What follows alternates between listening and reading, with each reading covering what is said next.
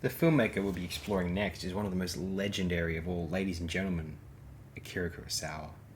Possibly the first of Kurosawa's features to potentially indicate his impactful genius is 1945's The Men Who Tread on the Tiger's Tail. Only an hour in length, The Men Who Tread on the Tiger's Tail is an adaptation of a kabuki play titled Kanshinsho, which was written by Namiki Gohei III and had premiered in 1840, and this play itself had been adapted from a no drama titled Ataka, which had been written in 1495 by one Kanze Kojiro Nobumitsu. It is worth mentioning that one of Nobumitsu's other no works is known as Rashomon, although it did not inspire the short story which Kurosawa's film was adapted from.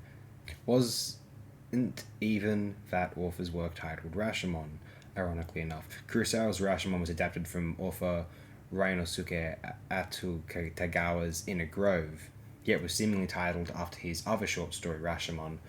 The short story Rashomon shares its title with the aforementioned no play, seemingly due to Akutagawa setting his story in the city of Kyoto at the Rashomon Gate, as the no play is set amongst.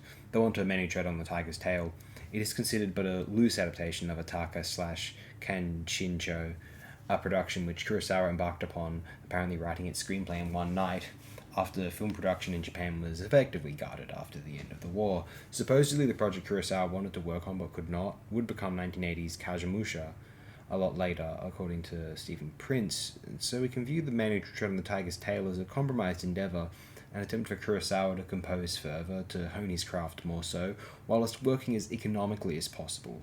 He sold this idea to Toho via insisting it could be shot on all one set, which he subsequently accomplished. In working with less, Kurosawa learns what really matters when directing a film. Telling the story, not even necessarily the substance of the story itself. Kurosawa learned what Chabrol popularly informed the cinephile discourse of some 10 years later, or what types like John Ford were perhaps well aware of already. It was how one told the film that mattered the most. What readily impresses one about Japanese cinema, especially Kurosawa's earlier work at this time, is the way in which they employ a high traditionalist reverent approach toward the nation's artistic history, adapting plays, literature, and employing a strict sense of formalism when doing so. Yet, in recoding all of these texts via cinema, they embarked upon assertive modernism, displaying the tendencies of the medium more boldly than Hollywood was at the same time, potentially, outside of select directors, mainly Ford. And Kane was an outlier, as it became celebrated for later on.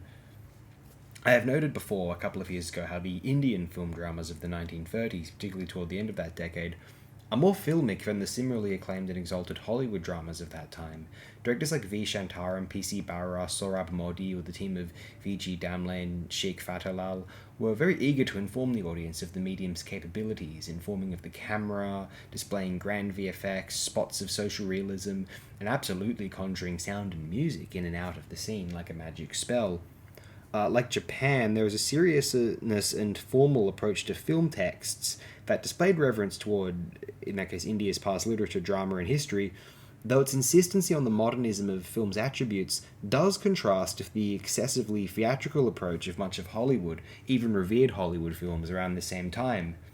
I'm willing to be argued against on this point, but compare the Oscar winners of the 1930s to the Indian films discussed on this channel from the 1930s.